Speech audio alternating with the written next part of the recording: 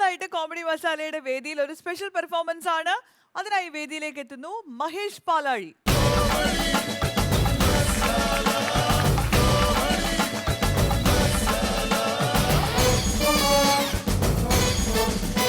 നമസ്കാരം. നമസ്കാരം ചേച്ചി. എന്താണ് ഇന്നത്തെ പെർഫോമൻസ്? സാധാരണ മിമിക്രി ചെയ്യുന്ന പോലെ തന്നെ അനുകരണമാണ് കൂടുതലായിട്ട് ചെയ്യുന്നത്. അതായത് ചില താരങ്ങളുടെ ശബ്ദമാണ്. ആദ്യമായിട്ട് ചെയ്യുന്നത് ഇപ്പോൾ ന്യൂ ജനറേഷൻ ഐക്കൺ എന്നറിയപ്പെടുന്ന ദുൽഖർ സൽമാൻ. അദ്ദേഹത്തിന്റെ 2 ശബ്ദ വേരിയേഷൻ ഒന്ന് അവതരിപ്പിച്ച് കാണിക്കാം. ആദ്യമായി ദുൽഖർ സൽമാന്റെ സ്റ്റൈലിഷ് കഥാപാത്രമായിട്ടുള്ള ഫൈസി അല്ലെങ്കിൽ ഫൈസൽ എന്ന് പറയുന്ന ഉസ്താദ് ഹോട്ടലിലെ ആ ഒരു കഥാപാത്രം ഒന്ന് അനുകരിക്കാൻ ശ്രമിക്കാം. ഉപ്പുപ്പ, നിങ്ങളെ മോഹത്തിന്റെ കഥയെന്ന് പറഞ്ഞിട്ടു. എനിക്ക് മോഹത്തൊന്നുമില്ല.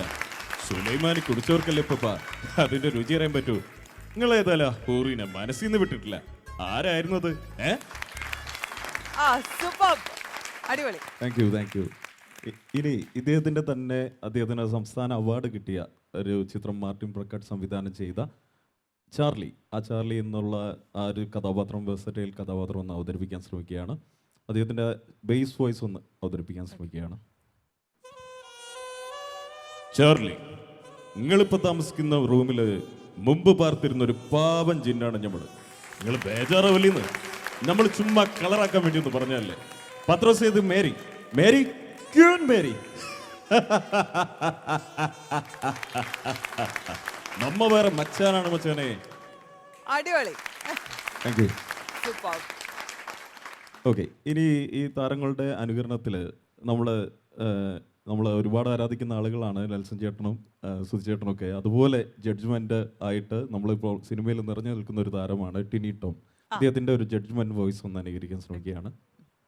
ഇപ്പോഴത്തെ കാലത്ത് ഒരു സ്കിറ്റ് വിജയിപ്പിക്കുന്ന വളരെ പ്രയാസമുള്ള കാര്യമാണ്. നിങ്ങളത് വളരെ പെർഫെക്ഷനോട് ചെയ്തു. ഇനിയുള്ള എപ്പിസോഡുകളിൽ നിങ്ങൾ കാണുമെന്ന് പ്രതീക്ഷിക്കുന്നു. Best of luck. അടുത്തതായി നമ്മുടെ കൊച്ചുകുട്ടികൾക്ക് മനോഹരമായി കഥകൾ പറഞ്ഞു കൊടുക്കുന്ന മജീഷ്യൻ പ്രൊഫസർ ഗോപിനാഥ് മുതുകാട്. അതുകൊണ്ടാണെങ്കിൽ പറയുന്നത് വിഷ്ണുവിന് മ്യൂസിക് മാത്രമല്ല, മ്യൂസിക്കിന്റെ കൂടെ മാജിക്കും അറിയാവുന്നത്. നമ്മൾ മാജിക്കിന്റെ വിവിധ വശങ്ങളെ കുറിച്ച് പറയുന്നതിന് മുമ്പ് നമ്മൾക്ക് നമ്മുടെ മനസ്സിനെ 2 ചെന്നായ്ക്കളായിട്ട് തരംതിരിക്കാം. ഒന്ന് കറുത്ത ചെന്നായിയും മറ്റൊന്ന് വെളുത്ത ചെന്നായിയും. ഇതാണ് അങ്കിളുമോന് തരാനുള്ള ചെറിയ ഉപദേശം. റൈറ്റ്? Thank you. അടുത്തതായിട്ട് അനുകരിക്കുന്നത് ഒരു നടനെയല്ല, മറിച്ച് ഒരു നടിയെ ഒന്ന് അനുകരിക്കാനുള്ള ഒരു ശ്രമമാണ്. ഈ നടിയെ കുറിച്ച് പറഞ്ഞാൽ ഒരുപക്ഷെ അറിയുന്നുണ്ടാവില്ല, പക്ഷെ ഒരു വിഷ്വൽ കണ്ടാൽ അറിയുന്നുണ്ടാവും. ദിലീപ് മഞ്ജു വാര്യർ ആദ്യകാല കൂട്ടുകെട്ടില് ഒരു മുത്തശ്ശി കഥാപാത്രവുമായി നമ്മുടെ ഹൃദയത്തിൽ ഇടം നേടിയ ലക്ഷ്മി കൃഷ്ണമൂർത്തി. ഈ പുഴയും കടന്ന് എന്ന ചിത്രത്തിലെ ആ ഒരു കഥാപാത്രത്തിന്റെ ശബ്ദം ഒന്ന് അനുകരിക്കാൻ ശ്രമിക്കുകയാണ്. വിലാസിനി സുകുമാരന്റെ അനിയൻ വന്നില്ല. അല്ല, സുകുമാരന്റെ അനിയൻ വന്നോണ്ട് വലിയ കാര്യമൊന്നുമില്ല. സേമിയ പായസാണ് എനിക്ക് വേണ്ട കുട്ടിയെ.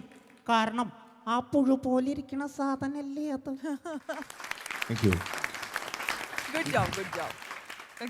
ഇനി അനുകരിക്കാൻ പോകുന്നത് നമ്മുടെ ഇപ്പോഴത്തെ ഒരു താരം എന്ന് പറയാൻ ചങ്കൂറ്റമുള്ള നായകൻ എന്ന് നമുക്ക് പറയാം, പൃഥ്വിരാജ്. അദ്ദേഹത്തിന്റെ മിമിക്രി വോയിസിലെ എല്ലാവരും ബേസ് വോയിസ് ആണ് അനുകരിക്കുന്നത്. ആദ്യകാല ചിത്രത്തിലെ അദ്ദേഹത്തിന്റെ ഒരു നന്ദനം എന്ന ചിത്രത്തിലെ ഒരു മനു എന്ന് പറയുന്ന ഒരു പതിഞ്ഞ ശബ്ദമുള്ള പൃഥ്വിരാജിനെ ഒന്ന് അനുകരിക്കാൻ ശ്രമിക്കുകയാണ്. ഉണ്ടപ്പാറു വീണ്ടും തടിച്ചോ? ഇവിടെ പറയത്തക്ക മാറ്റങ്ങളൊന്നുമില്ല. യേശുദാസിന്റെ പാട്ട്, ഹോമിയോ മെഡിസിൻ, പിന്നെ പറയാൻ ആ കുട്ടി ബാലമണി 143.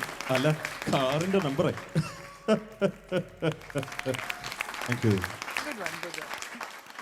ഇനി അടുത്തൊരു താരത്തെ അനുകരിക്കുന്നത് ശ്രീ മോഹൻലാലിനെ തന്നെയാണ്.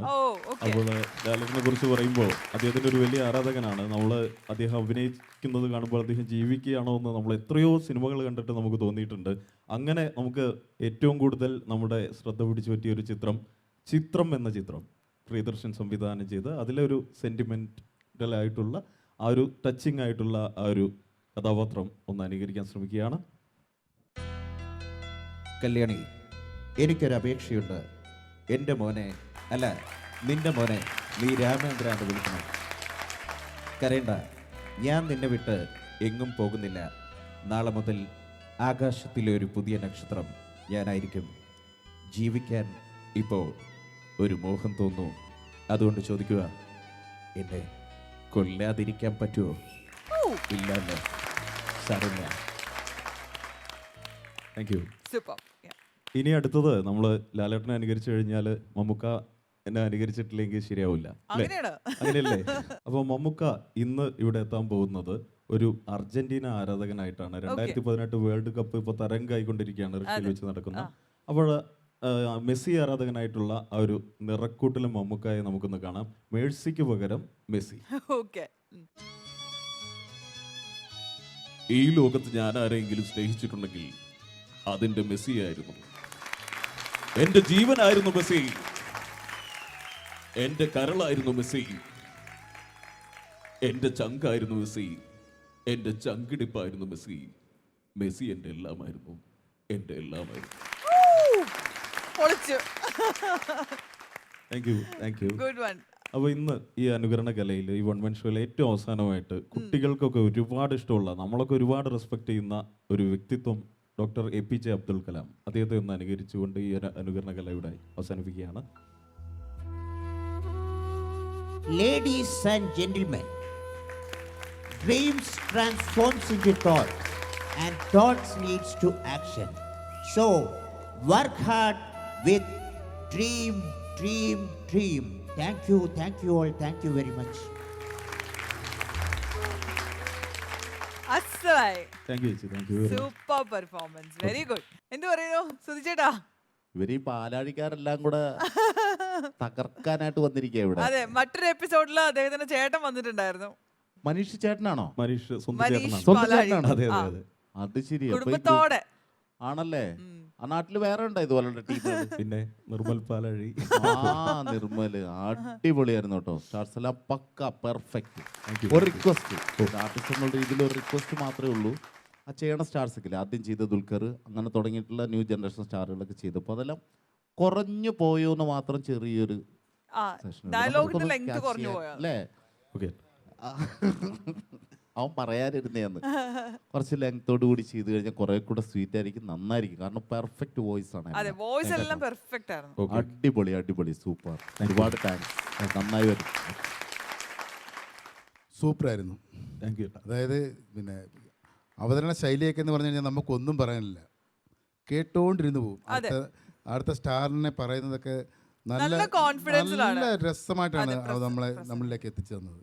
പിന്നെ ഈ പറഞ്ഞ പോലെ ഞാനത് പറയാനിരുന്നതാണ്. അത് നമുക്കെല്ലാം ഒരുപോലെ ചിന്തിക്കുന്നതുകൊണ്ടായിരിക്കാം ഒരേ മനസ്സ് ശ്രുതിക്കും കിട്ടിയത്, ആ ചിന്ത തന്നെ കിട്ടിയത്. നമ്മൾ കേട്ടിട്ട് അങ്ങോട്ട് മതിയാകുന്നില്ല. കുറച്ചുകൂടെ സാധാരണ സ്റ്റാർസിനൊക്കെ പറയുമ്പോൾ ഇത്രയും വേണ്ടായിരുന്നു കേട്ടോ, നിങ്ങൾ കുറയ്ക്കുന്നതായിരിക്കും നല്ലതെന്നാണ് സാധാരണ നമ്മൾ പറയാറുള്ളത്. പക്ഷേ ഇത് നമുക്ക് കുറച്ചുകൂടെ ഉണ്ടായിരുന്നെങ്കിൽ കൊള്ളായിരുന്നു എന്ന് തോന്നി. അത്രയ്ക്ക് പെർഫെക്റ്റ് ആയിരുന്നു, നന്നായിരുന്നു. Thank you. Thank U. Mahesh, thank you so much. വീണ്ടും കാണണം. ഓക്കെ.